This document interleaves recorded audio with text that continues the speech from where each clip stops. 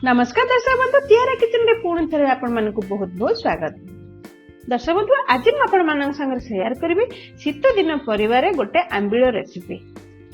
परिबा आंबिल recipe तो आम देखा। जदि आपण मैंने एदे मो चैनल को सब्सक्राइब करी रहंती, जल्दी जल्दी मो चैनल को सब्सक्राइब करी नियंतु। पाखरे थिबा छोट बेल आइकन को प्रेस करी नियंतु। या द्वारा जतले किछि नुवा वीडियो अपडेट करबे आपण मान पाखको नोटिफिकेशन आसीबो। सब देखिनबा। एठी मु किछि परिबा को छोट भाबर काटि नेछि। देखुन जन्ही के एई परि भाबर काटि नेछि चोपा छोड़े की। एठी सारू को मध्य काटि नेछि। एठी गाजर नेछि, बाइगण नेछि, फूलकोबी नेछि, एठी मूला नेछि,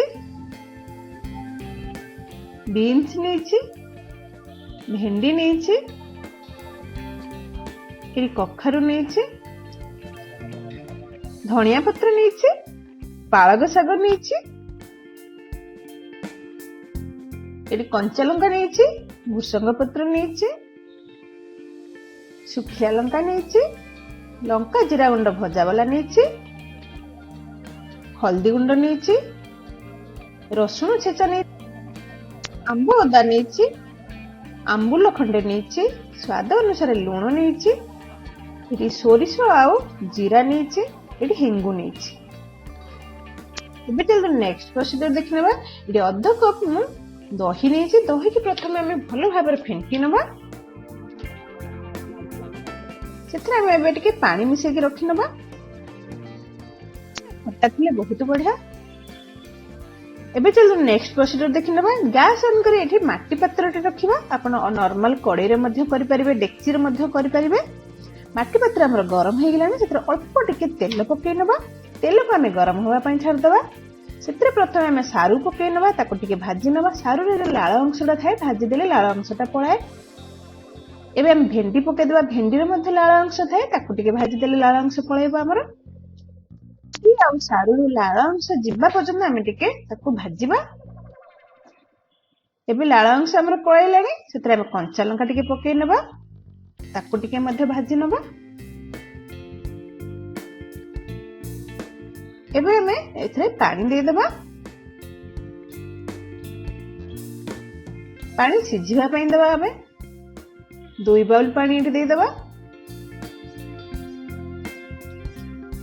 एथरे हमें एबे आधा चामच हल्दी गुंड पकै नबा। एबे हमें परिबा पकै नबा। केवल बाइगण को छाड़ी आउ सब परिबा हमें पकै नबा। पानी हमर गरम हे सला परे हमें बाइगण पकेइबा।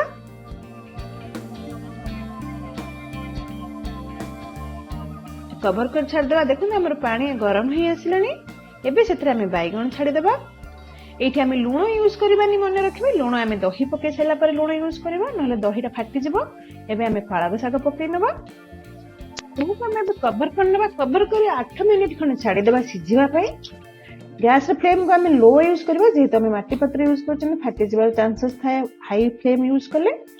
एबे देखो हमर 8 मिनिट हे जायछि। कवर काडी देखिनबा हमर परिबा सिझिछि कि नै। प्रथमे हमें सारूटा को देखिनबा। सारूटा जदि सिझिथो ताले सब परिबा सिझि जायथो। देखो सारू हमर सिझि जायछि माने परिबा सब सिझि जायछि। एबे सेतरे हम जो आंबुल खंडे रखिथिले ताकू पकै नबा। एबे हम दही छाडी नबा। दही छाडी के हम इमीडिएट गोळेबा, नले दही फाटी जिवो। एबे हमें लूण पकेबानी। टिके दहीटा हमर फुटी आसिले तापर जे हमें लूण पकेबा, नले दही फाटी जिवो। लो हमर गोळे चलीथिबा। जे पर्यंत हमर दहीटा भलो भाबरे फुटिनी से पर्यंत हमें दही गोळेबा। एबे हमें लूण पके नबा स्वाद अनुसार। लूण पके सला पर हमें गोळेई नबा ई परि भाबरे। आपण यदि थिकनेस टिके चाहुचंती एथिरे आपण बेसन पके परिबे, कॉर्नस्टार्च पके परिबे, नहले चावल गुंड पके परिबे। एपरि भाबरे हम गोळेई चलिबा। देखंतु हमर फुटी आसिलानी। एबे हमें आंब अदा जो रखिचंती पके ना। यदि आंब अदा आपण पाखर नाही, नॉर्मल अदा भी आपण यूज कर परिबे। एबे हमें धनिया पत्र पके नबा। टिके समय गोळेई सला परे हमें गैस ऑफ कर नबा। एबे चल नेक्स्ट प्रोसीजर देखिनबा। हमें आउथरे माटी पत्रटा को गरम कर नबा। माटी पत्र गरम हे गेलानी। सेतरा हम तेल पके नबा। तेल हमर गरम हे आसलानी। देखंतु सेतरा हम प्रथमे सुखिया लंका पकेना। सुखिया लंका टिके मझिरो खंड कर नबा। एबे जीरा आउ सोरिष पकै नबा। जीरा सोरिष देखुन हमर फुटी आसलानी।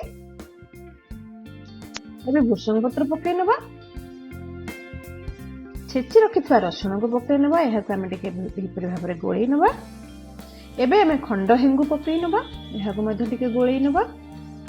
ଆମେ ରସୁଣଟା ଅଧା ଭଜା ହେଇସାରିଲା ପରେ ତଡକା ଦେବା, ନହେଲେ ପୋଡିଯିବ ରସୁଣ, ଫ୍ଲେଭରଟା ପଳେଇବ ତାର। ଦେଖନ୍ତୁ ରସୁଣ ଆମର ହେଇ ଆସିଲାଣି। ଏବେ ଯୋଉ ପରିବା ସିଝା ରଖିଥିଲେ ତାକୁ ପକେଇ ନବା। ଇମିଡିଏଟ ଆମେ କଭର କରିନବା, ନହେଲେ ରସୁଣର ଫ୍ଲେଭରଟା ବାହାରିଯିବ। ଏବେ ଗ୍ୟାସ ଫ୍ଲେମ ଅଫ୍ କରିନବା। ଛାଡି ସାରିଲା ପରେ ଆମେ ଏବେ କଭର କାଢି ନବା।